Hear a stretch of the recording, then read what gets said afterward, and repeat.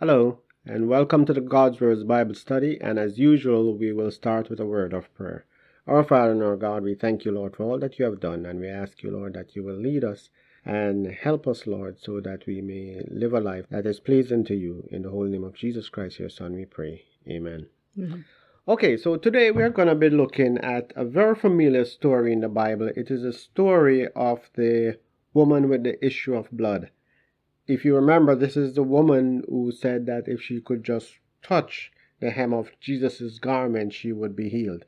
And so, in starting out, let us go and look at the story. Let us read one of the three versions that are in the Bible.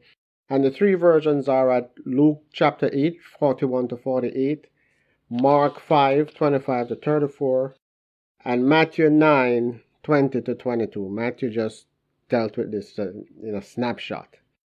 So let's choose the middle one. Let's choose Mark 5, 25 to 34.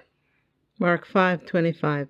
And a certain woman which had an issue of blood 12 years, and had suffered many things of many physicians, and had spent all that she had, and was nothing bettered, but rather grew worse. When she had heard of Jesus, came in the press behind, and touched his garment. For she said, If I may touch but his clothes, I shall be whole. And straightway the fountain of her blood was dried up, and she felt in her body that she was healed of that plague. And Jesus, immediately knowing in himself that virtue had gone out of him, turned him about in the press, and said, Who touched my clothes? And his disciples said unto him, Thou seest the multitude thronging thee, and sayest thou, Who touched me? And he looked round about to see her that had done this thing. But the woman, fearing and trembling, knowing what was done in her, came and fell down before him, and told him all the truth. And he said unto her, Daughter, thy faith hath made thee whole. Go in peace, and be whole of thy plague. Okay, great. And let's give this a little bit of context. What was Jesus doing at the time that this incident happened? I think he was on his way to heal somebody's daughter. Jairus. Jesus was on his way to Jairus' house to heal Jairus' daughter because she was sick. If you remember, she was 12 years old and she was sick unto death.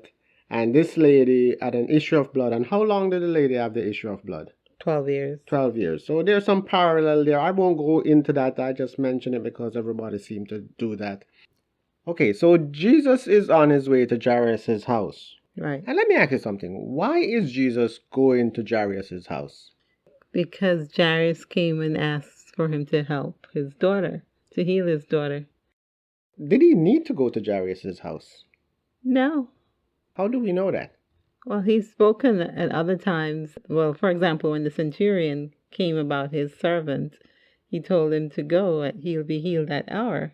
And he was. Okay, so when the centurion came to him, the centurion said to him, You don't need to come to my house because I'm not worthy for you to come under my roof. You just need to speak the word. And I know it will be done because, like you, I'm a man under authority. And I say to those who are under me, do this and they do it, or go there and they go. So all you need to do is just speak the word. And Jesus said what to him? Go, your servant will be well this very hour. No. Jesus paid him a compliment, which was... Oh, it says he has not found this great faith in anyone else in Israel. Okay, so let's read that. It's found in Matthew 8 and about the 10th verse. Let's start at verse 8. The centurion answered and said, Lord, I am not worthy that thou shouldest come under my roof, but speak the word only, and my servant shall be healed. For I am a man under authority, having soldiers under me. And I say to this man, Go, and he goeth, and to another, Come, and he cometh, and to my servant, Do this, and he doeth it. When Jesus heard it, he marveled, and said to them that followed, Verily I say unto you, I have not found so great faith, no, not in Israel. Okay, good. So Jesus marveled at this man's faith, right? But this man, it's not that he has more faith than anybody else. What he has is an understanding Of of authority. authority and dominion and true power. Right. Okay? So Jesus didn't go to his house. Jesus just spoke the word, and what happened? The Bible says his servant was healed that very hour. So then why is Jesus walking over to Jairus' house? I guess for those around him who did not have so great a faith or such an understanding of how one can command things to be.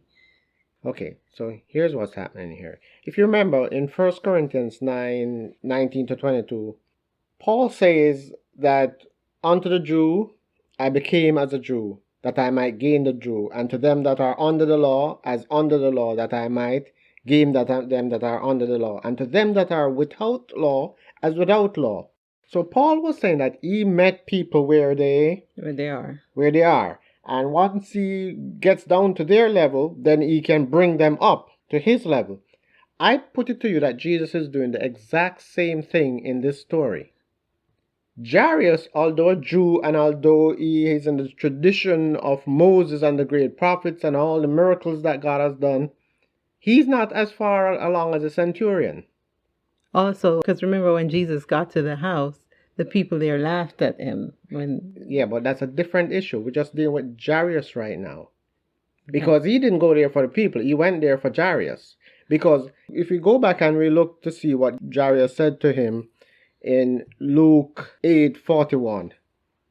And behold, there came a man named Jairus, and he was a ruler of the synagogue, and he fell down at Jesus' feet and besought him that he would come into his house. What did he do? He wanted him to go to his house. He asked Jesus to come to his house because in his mind, Jesus had to be present to heal. You see that? Right. He had to be like the doctor, you call him and he make a house call. And so Jesus doesn't go and say, no. Listen, I'll just speak the word and she'll be okay. Jesus does what? He goes. And he goes and the child dies before he gets there. You remember that? Right. And when the child died, what does Jesus do? Jesus told them that she's asleep and they laughed at him. Okay, and then what did he do after that? He put them out. He threw them out the house and he went in and he raised the young lady from the dead. Right. Right? So, what he's doing is that he's teaching Jairus a lesson. And what's the lesson that he's teaching Jairus? God will meet you at the level of your faith. Right. Or another way to put it, that there is nothing too hard for God. Right? Because Jairus was thinking that in order for him to heal her of the sickness, he had to go to her house. But when he went to her house, what did he do? He didn't heal her of the sickness. He raised her from the dead. He raised her from the dead. So Jesus upped the ante. Right? Right. Because I think even in the story we just read, when they stopped on the way to speak with this woman that touched his clothing, there's the indication that he was being hurried along. We don't have time to stop and do this. Right. They were trying to hurry him along because he was on his way to an emergency. You know, it's like you call the ambulance EMT. and they pull over on the side of the road to help someone change a tire. You know? But the reason why I'm mentioning this is because the same thing that's present in Jairus is also present in the story with the woman with the issue of blood. Right. And I'll point that out as we go along. So Jesus does what? Jesus meets us where we are. Okay?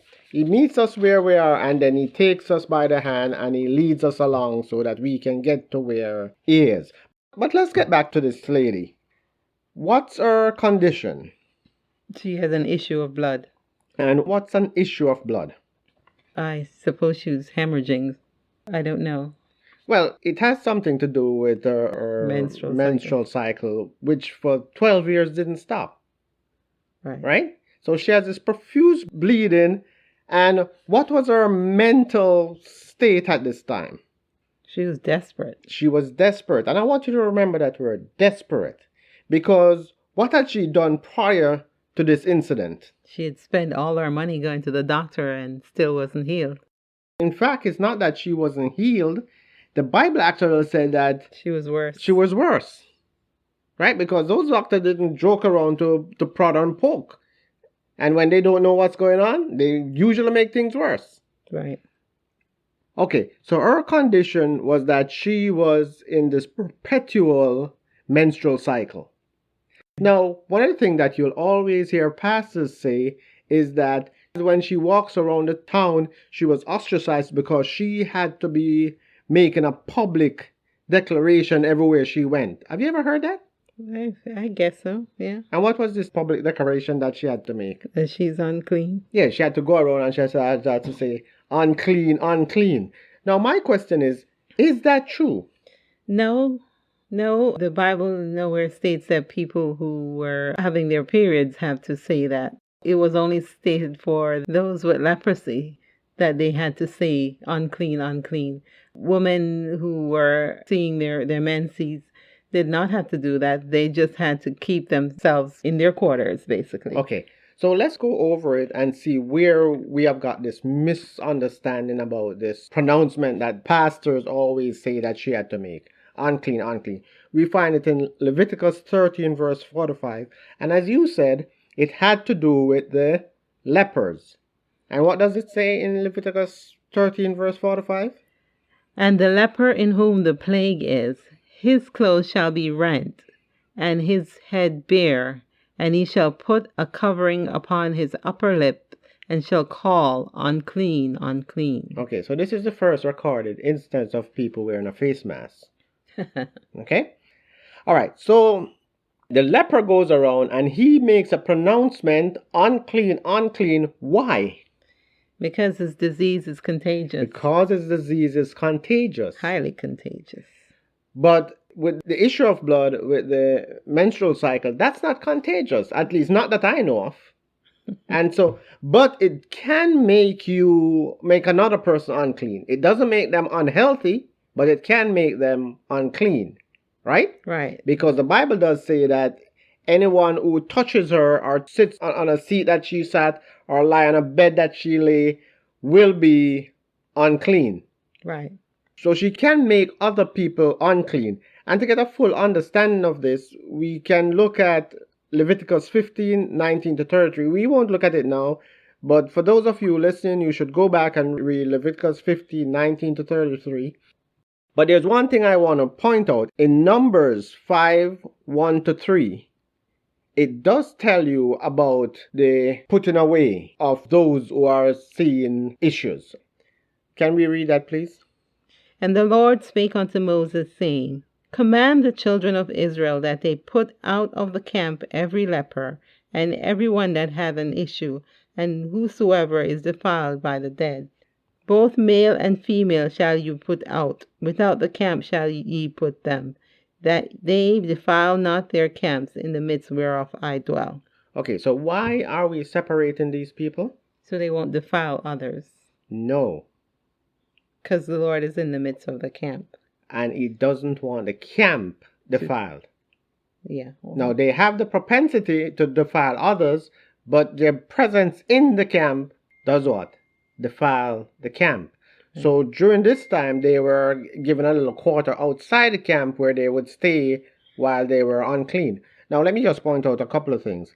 When it says, and everyone that has an issue, this is not talking about a menstrual cycle. It includes menstrual cycle, but it also includes, for example, if you had a sore, a whoosing sore, pus, that kind of thing, anything like that, God says you have to stay at the camp until you're healed, because he doesn't want, one, for you to contaminate other people, get other people sick, and two, he doesn't want you to defile the camp.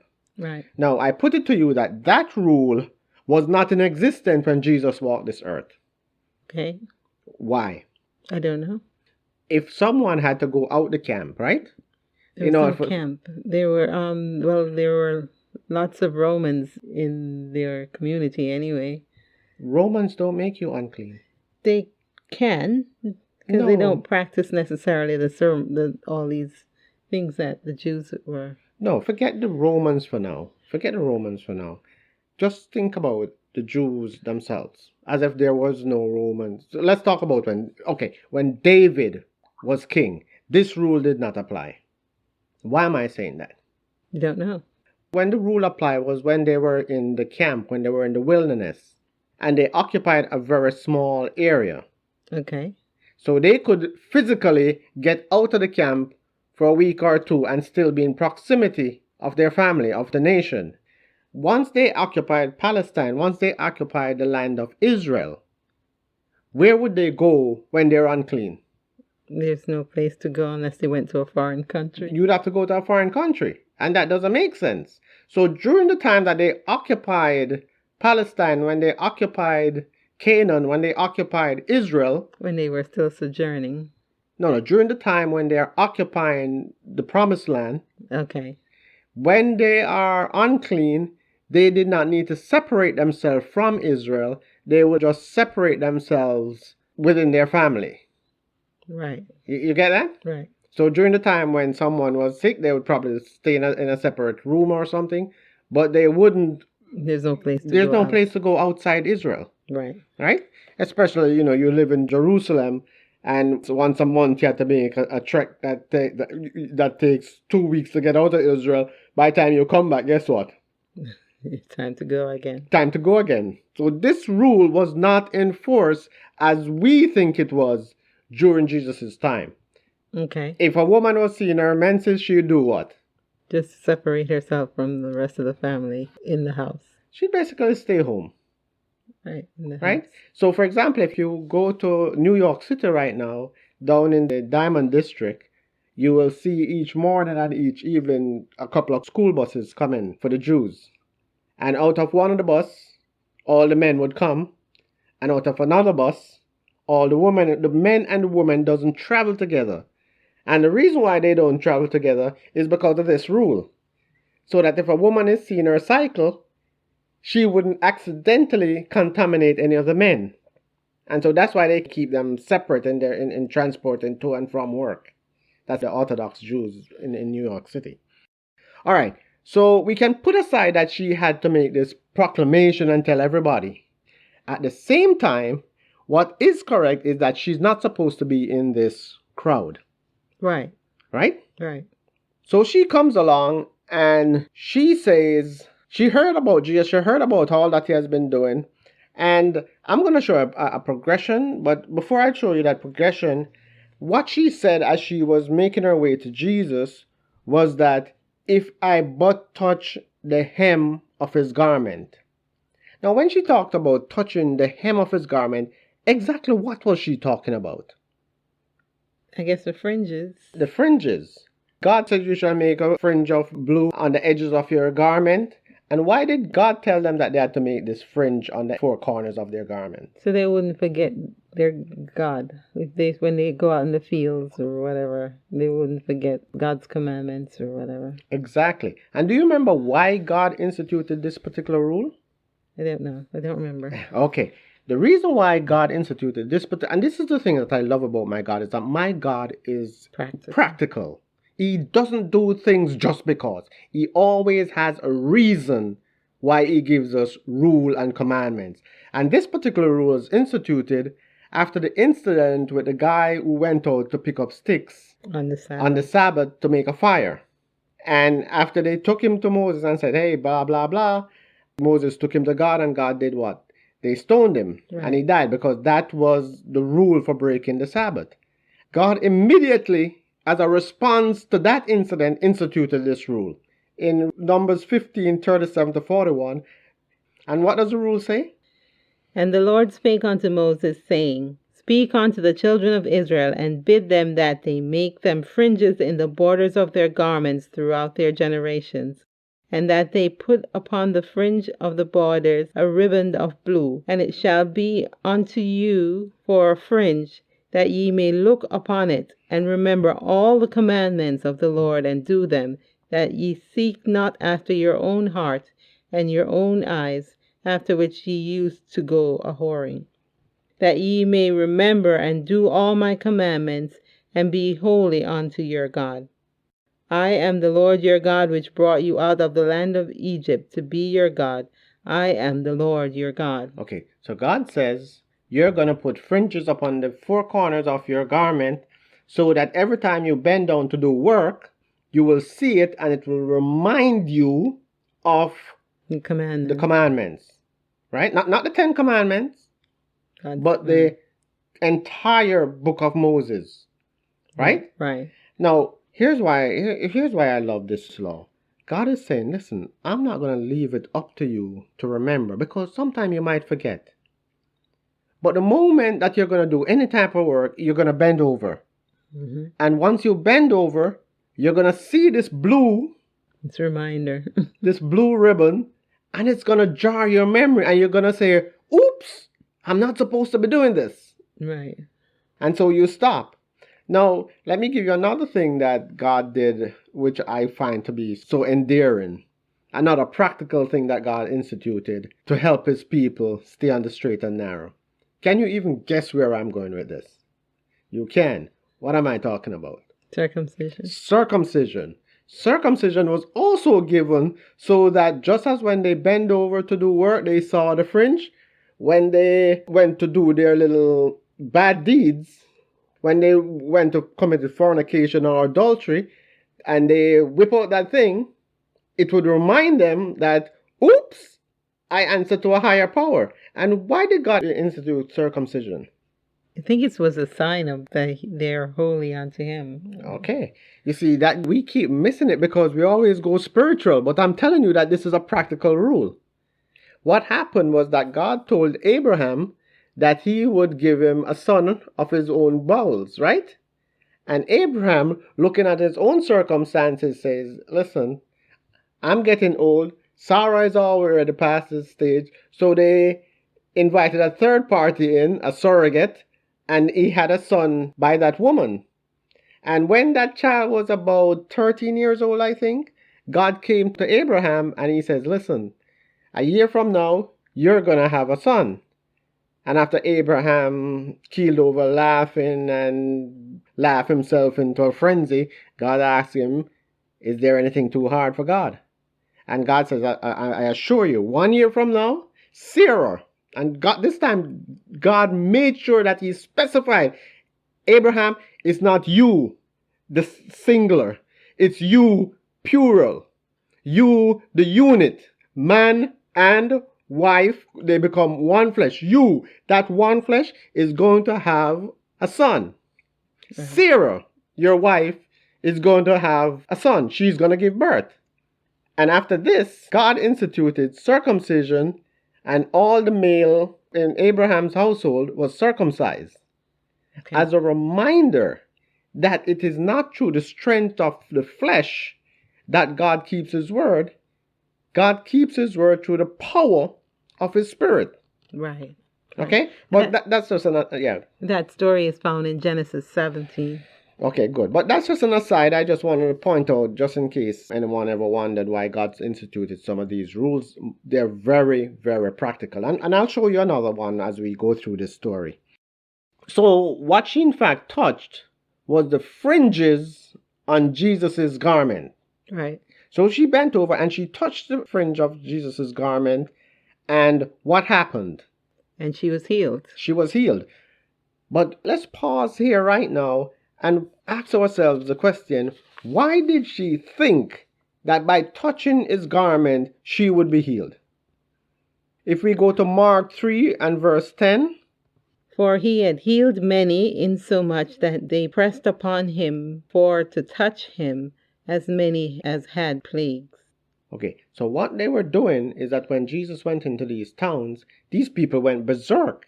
And they would push and shove and try to touch him because they figured that if they touch him, they would be healed.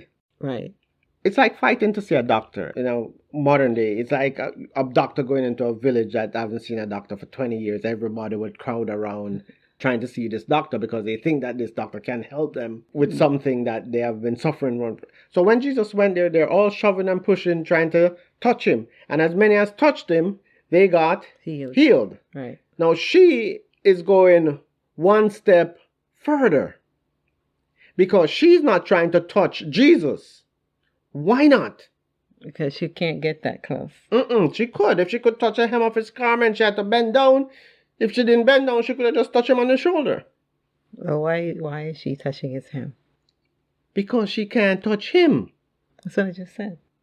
Oh, I thought you meant she can't physically touch him. Why can't she touch him? Because there's so many people around him. No. She can't touch Oh, him because she's because unclean. if she touch him, she's going to make him Unclean. unclean because she's unclean. Remember the rules? But touching his garment still doesn't that make her unclean? That is why she's touching the very... Fringe. She is touching as little as possible. She's got, even in her pain and in her misery, she's still conscientious. And she's trying as much as light within her to keep the letter of the law. Okay. So she's like brushing a thread that is hanging down.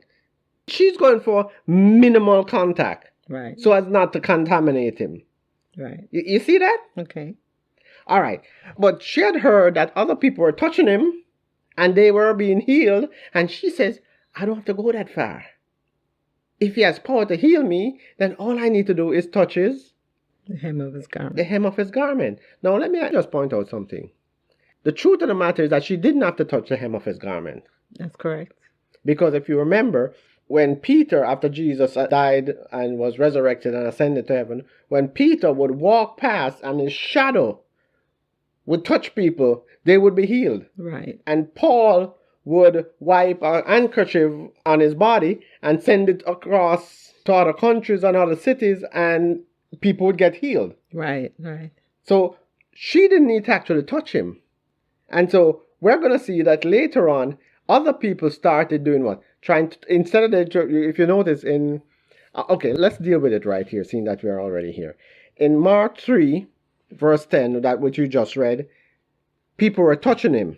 Right. In Mark 5:28, she said, if I may touch but his clothes. Right. In Mark 6:56, it says, and whithersoever he entered into villages or cities or country, they laid the sick in the streets and besought him that they might touch, if it were but the border of his garment. And as many as touched him were made whole. You see the progression? Right. They went from trying to touch him to touching physically, touching him personally, to touching his clothes. Right. But that's just faith building. Now, let's jump back up to what happened after she touched his clothes and she was made whole. She recovered. She felt that she was well. What happened? Then she was discovered, or Jesus asked, who touched me? Okay, so when she touched him, she was healed. When she touched the border of his garment, she was healed. And she knew it. She felt it. Right. And what did she do? You're not going to find it there. No. What she did was that she started to back off, get away through the crowd. She had gotten what she came for and she was on her way out. She was like, I came, I saw, I touched, I got it, I'm gone. I'm going. And what did Jesus do? He stopped her. Hey, who touched me? Yeah, Jesus stopped in the middle of all this and he said, who touched me? Now, what did Jesus mean when he says, who touched me? Because if you remember in verse 45, Luke 8, verse 45, and it said, and Jesus said, who touched me? Then all denied. People are so light. Some people must have been touching, but they all denied, oh, it wasn't me, because they realized that he was talking about something specific. Right. Right? They probably thought he was offended at how someone touched him, maybe poke him a little bit too hard. Peter and all them that were with him said, Master, the multitude throng thee and press thee. So a lot of people were touching him. Yeah. Right? And sayest thou, who touched me? He said, are you crazy? That's basically what Peter is asking him. You nuts? There's so many people here and they're all pushing and shoving and trying to get as close to you as possible, and you're asking who touched you? A lot of people are touching you. Right.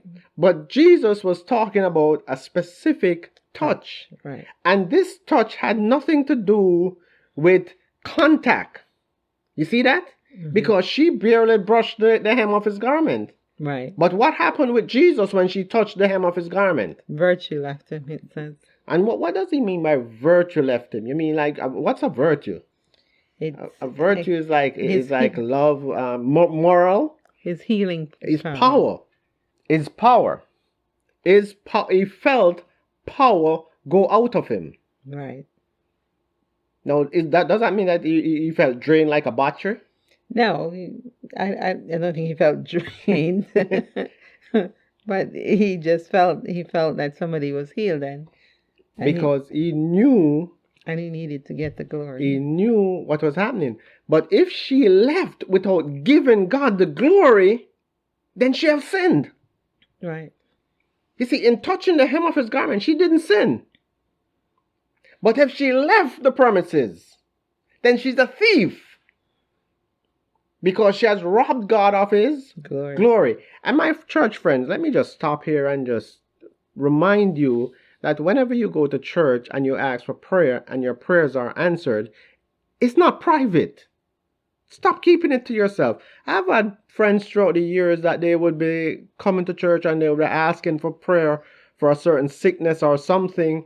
And then after a while, some months pass, sometimes years pass, and I noticed that they have stopped asking for this particular prayer. And I'd go to them and say, hey, what happened with that thing that you used to ask prayer for? And you know what they would tell me, Joy?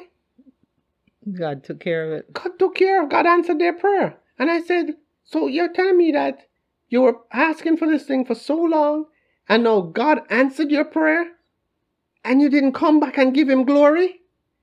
I said, not only did you rob God, you robbed the church. You robbed your brothers and sisters. Because by coming back and telling them people that God answers prayers, you would have built someone's faith so that they would ask God without wavering or doubting, because they could say, I know that it works. It hasn't worked for me yet, but I know it worked for John, and it worked for Anthony, and it worked for Susan. So why not me? Right. Right? And especially since waiting on God's answer to do what he does is the hardest part of making requests. Because if you're not patient enough to wait on God, you will go out and try to do things your way. And, but if you have somebody's testimony who has said that, they have gotten through this, God has brought them this way, then you're given more endurance to wait until the Lord delivers you from your situation. Exactly. All right. So one of the things that for example, when I was looking at this story earlier and I saw Jesus walking over to Jairus' house, I said to myself, that's just like my God. My God is so practical. And do you know that God doesn't normally do things by miracle? That God normally does things through the ordinary, everyday circumstances of the laws of nature? Yeah. So, for example, when Jesus was born, Herod tried to kill him. Right. So he sent his son out of the country. Right. He told Joseph and Mary, get up and get out. Right. He didn't send 10,000 legion of angels to protect Bethlehem. No. He didn't do anything miraculous. He told them, run. Right. Practical. And he says, run to Egypt and stay there until I call you. Until I call you, when the one who seeks the child life is dead. Until I get rid of the threat through the natural courses of nature. Right? So I just want us to remember this, that God uses the ordinary things more than he uses miracle. He rarely uses miracle. In comparison, yes. Okay? All right. When she came and she touched Jesus' garment, was this a touch of faith? Yes. Why do you think it was a touch of faith? Because she had heard that others were healed, so she figured she would be healed as well. Okay. Now, we like to call it faith, and when we call it faith, we kind of clean it up, don't we? I don't know. What are you thinking?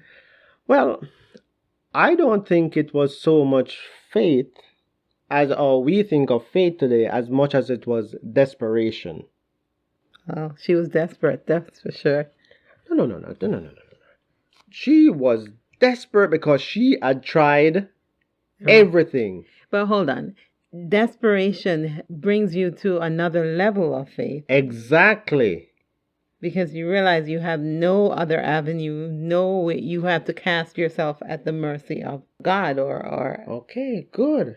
And when you have no other avenues and you have to cast yourself at the mercy of God, What do you call that? You see, we like to call that You're fully faith. submitted to. Hold on. We like to call that faith. But calling it faith is clean. Call it what it is. It's desperation. Let me give you another example.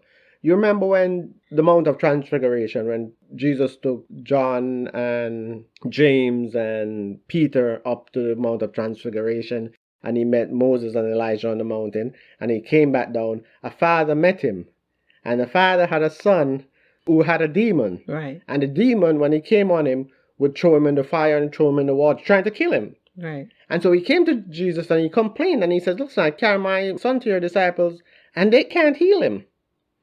And Jesus says to him, be it done according to your faith. What did the father answer? It's one of the sweetest answers in the entire Bible. What did he answer? Well, Jesus asked if he believed him, and he says, I believe, but help thou my unbelief. Right. He says, I have faith, but help my faithlessness. Right?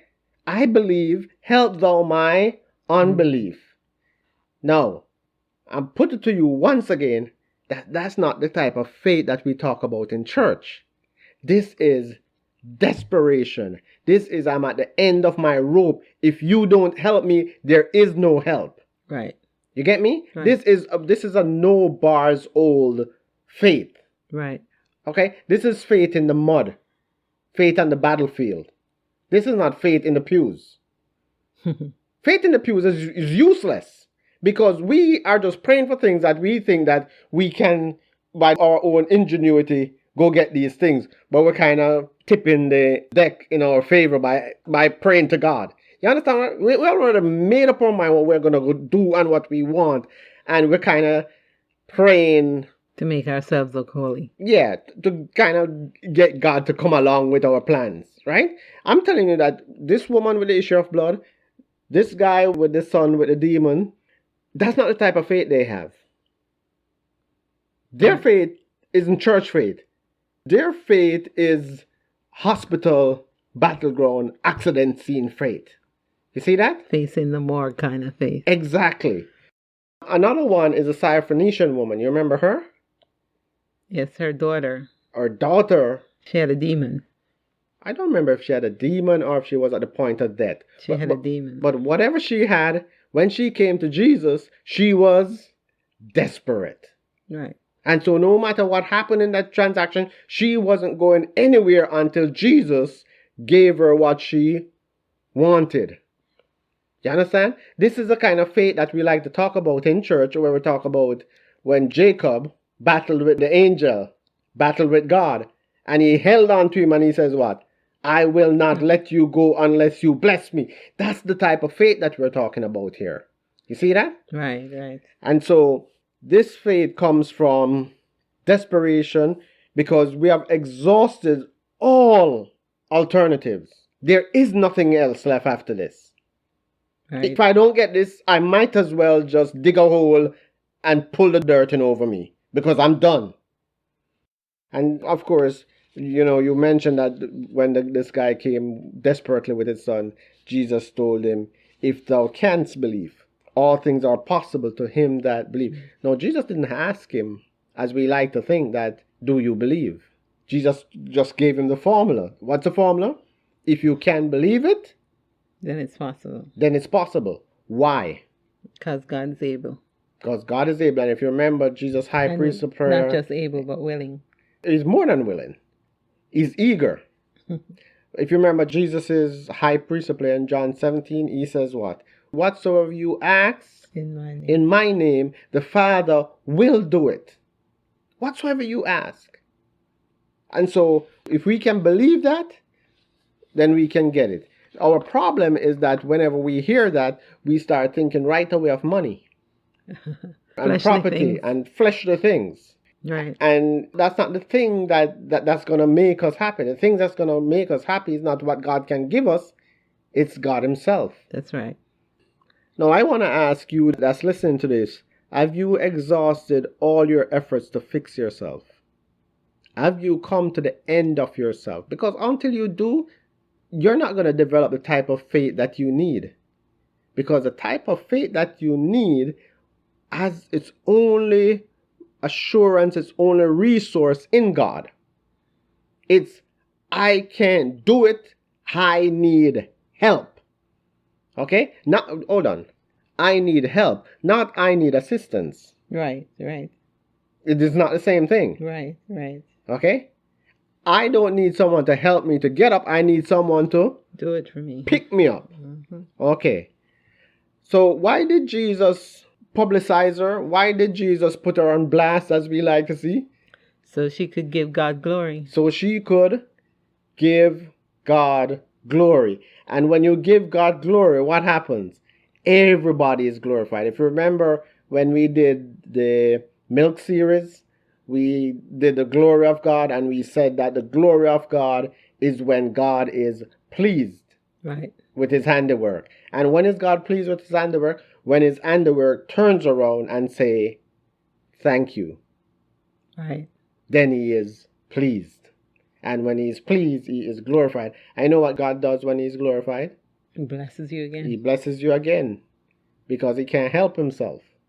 Okay? And so that's where we'll leave you with this. The main point I want you to take from this is that if you want the faith that is talked about in places like Hebrews 11, the chapter on faith, and the great men in the Bible, the men like Moses and Joshua and David and Joseph, if you want to have faith like these guys, you have to mentally come to the point in your life where you know that there is nothing that you can do to help you get to the next level. And what's the next level, baby? The level that we're at right now is flesh. And the next level is spirit. And if we are going to get from flesh to spirit, there is nothing that we can do to make that leap. Right. That leap has to be made by a direct intervention of God. And once God comes in, he will lift us up. Amen. So my question to you again is, have you exhausted all your efforts to fix yourself? Have you frustrated all your efforts to save yourself? Until you come to that point,